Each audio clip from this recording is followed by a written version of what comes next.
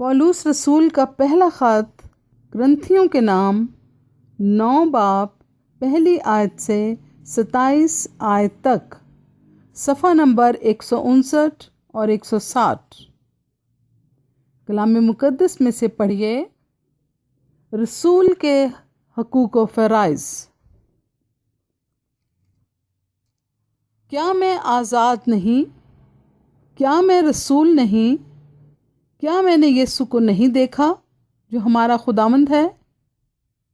کیا تم خداوند میں میرے بنائے ہوئے نہیں؟ اگر میں اوروں کے لیے رسول نہیں تو تمہارے لیے تو بے شک ہوں، کیونکہ تم خود خداوند میں میری رسالت پر مہر ہو۔ جو میرا امتحان کرتے ہیں ان کے لیے میرا یہی جواب ہے۔ کیا ہمیں کھانے پینے کا اختیار نہیں؟ کیا ہم کو یہ اختیار نہیں کہ کسی مسیحی بہن کو بیاہ کر لیے پھریں، جیسا اور رسول اور خداوند کے بھائی اور کیفا کرتے ہیں؟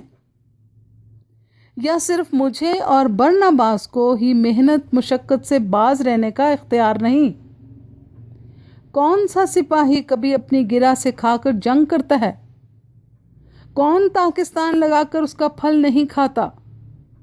یا کون گلہ چرا کر اس گلے کا دودھ نہیں پیتا؟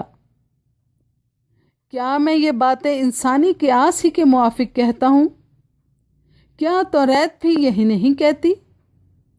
چنانچہ موسیٰ کی توریت میں لکھا ہے کہ دائیں میں چلتے ہوئے بیل کا منہ نہ باندھنا۔ کیا خدا کو بیلوں کی فکر ہے؟ یا خاص ہمارے واسطے یہ فرماتا ہے؟ ہاں، یہ ہمارے واسطے لکھا گیا کیونکہ مناسب ہے کہ جو جوتنے والا امید پر جوتے اور دائیں چلانے والا حصہ پانے کی امید پر دائیں چلائے۔ بس جب ہم نے تمہارے لیے روحانی چیزیں بوئیں تو کیا یہ کوئی بڑی بات ہے کہ ہم تمہاری جسمانی چیزوں کی فصل کاٹیں؟ جب اوروں کا تم پر یہ اختیار ہے تو کیا ہمارا اس سے زیادہ نہ ہوگا؟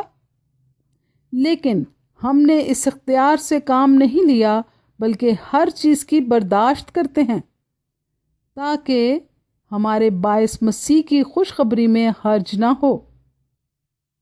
کیا تم نہیں جانتے کہ جو مقدس چیزوں کی خدمت کرتے ہیں وہ ہیکل سے کھاتے ہیں، اور جو قربان گاہ کے خدمت گزار ہیں وہ قربان گاہ کے ساتھ حصہ پاتے ہیں؟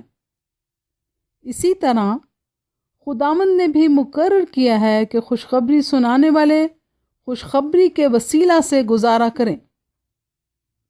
لیکن میں نے ان میں سے کسی بات پر عمل نہیں کیا، اور نہ اس غرض سے یہ لکھا کہ میرے واسطے ایسا کیا جائے، کیونکہ میرا مرنا ہی اس سے بہتر ہے کہ کوئی میرا فخر کھو دے۔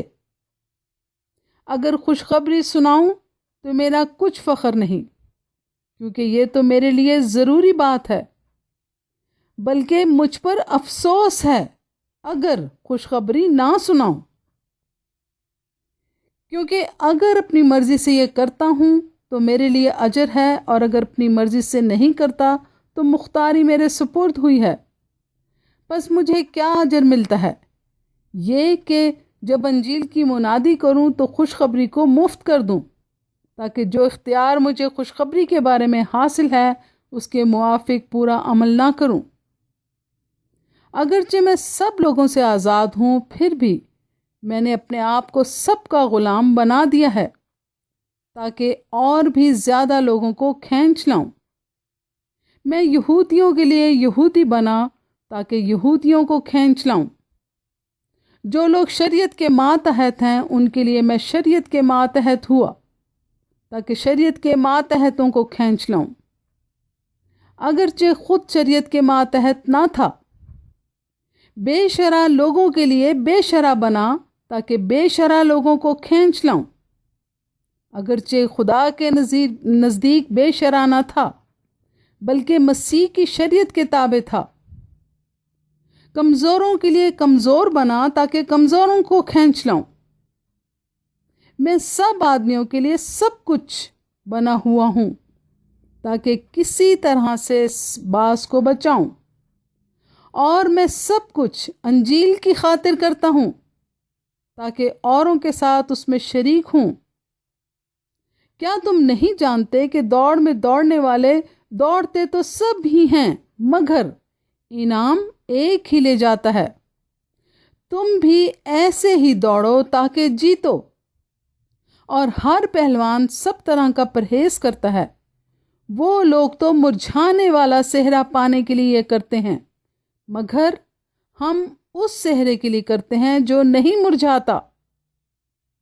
بس میں بھی اسی طرح دوڑتا ہوں، یعنی بے ٹھکانہ نہیں، بلکہ اسی طرح مکوں سے لڑتا ہوں، یعنی اس کی مانند نہیں جو ہوا کو مارتا ہے، بلکہ میں اپنے بدن کو مارتا کوٹتا اور اسے قابو میں رکھتا ہوں، ایسا نہ ہو کہ اوروں میں منادی کر کے آپ نامقبول ٹھہروں۔